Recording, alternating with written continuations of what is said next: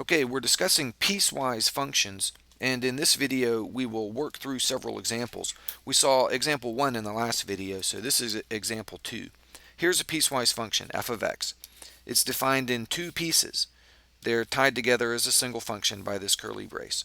And what this means is that we will use this expression, x plus 1, to calculate the value of the function when x is less than or equal to 2. And if x is greater than or equal to 2, we will use this expression to calculate the value of the function. So let's graph this one piece at a time. We'll do this piece first.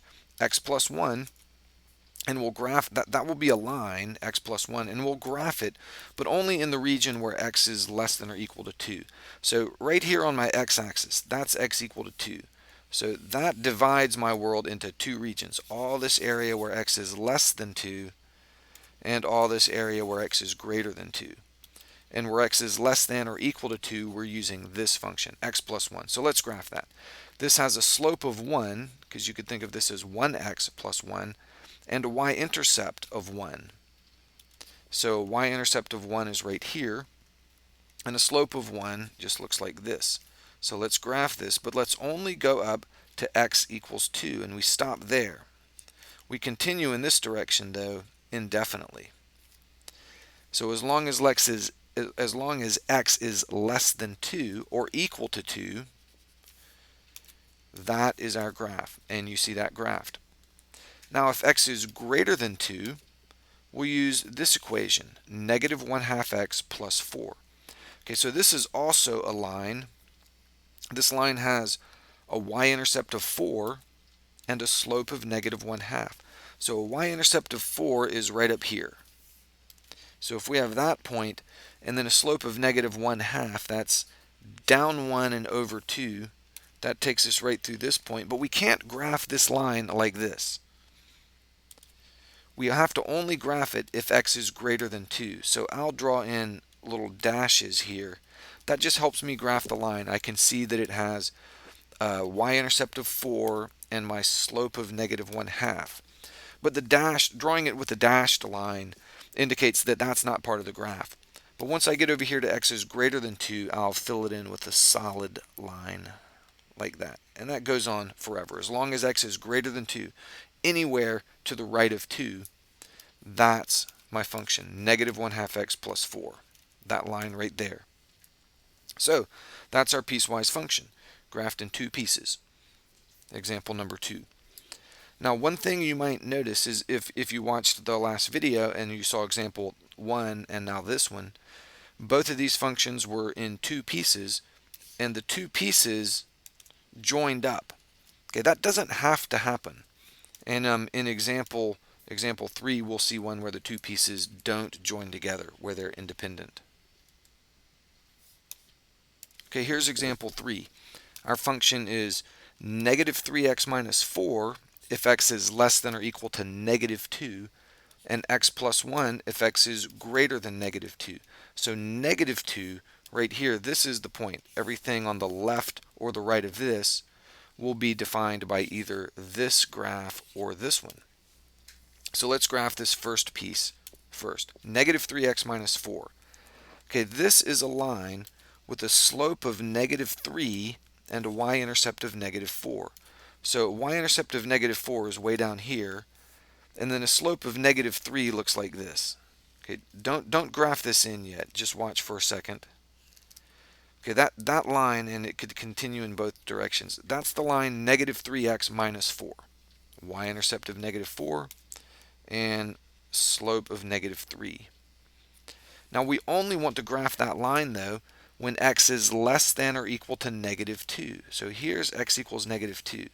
So think about this line here where x is negative 2, and everything to the left of that. You can see that's just this little piece of the graph here. All the stuff over here on the right, we're going to ignore.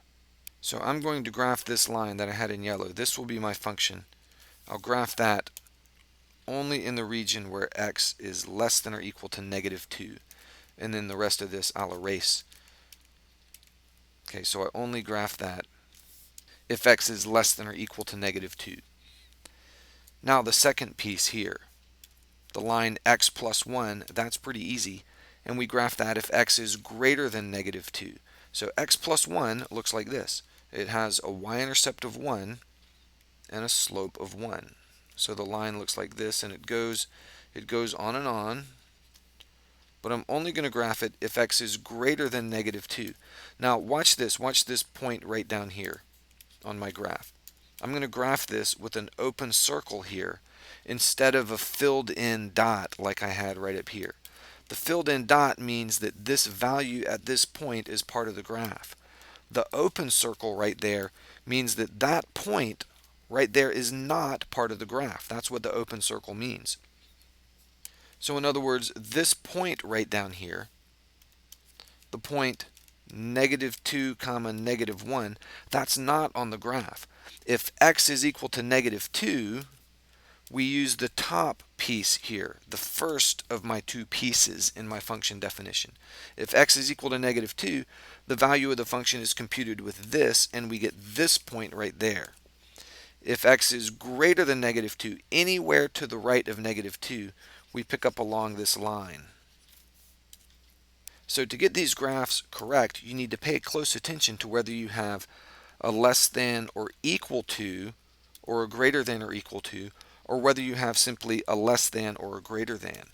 If you have a less than or equal to, then you typically end up with a filled in point on your graph.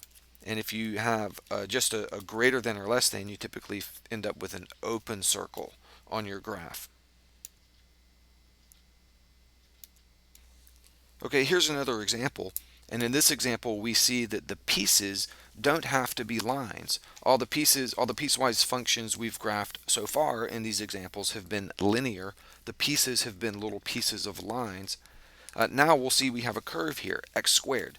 And you recognize this. A graph of y equals x squared is a parabola. It goes through, don't draw this, but just watch for a second. It goes through 0, 0, 1, 1, negative 1, 1, 2, 4, and negative 2, 4. That's the parabola y equals x squared. Now this function here in example 4, this function f, is that curve, but only for the values when x is less than 0. So it's just the left half of that curve. So let's erase all that and draw in that curve. So if x is less than or equal to 0, we have those points. So 0, 0, negative 1, 1, negative 2, 4, and then all the points in between that are part of that parabola. And it goes on, we'll draw the arrowhead up here indicating it goes on in that direction, but it stops right here. If x equals 0, we do in fact have that point on the graph, but nothing to the right of 0 follows this curve. Everything to the right of 0, where x is greater than 0, is going to follow this curve, 2x minus 2. So let's graph this. This is a line that has a slope of, has a slope of 2 and a y-intercept of negative 2. So a y-intercept of negative 2 is right down here, but we can't graph that point because if x is 0, the point negative 2 is not on the graph. We're only graphing this when x is greater than 0. So I'm going to graph an open circle here. If x is equal to 0, we still use the x squared function, and we get this point. If x is just greater than 0, just barely, then we're going to be right next to this point right here. So now let's graph this line, 2x minus 2. That's my y-intercept, negative 2, right there. And now I need a slope of 2, so it goes like this. It goes up 2 and over 1.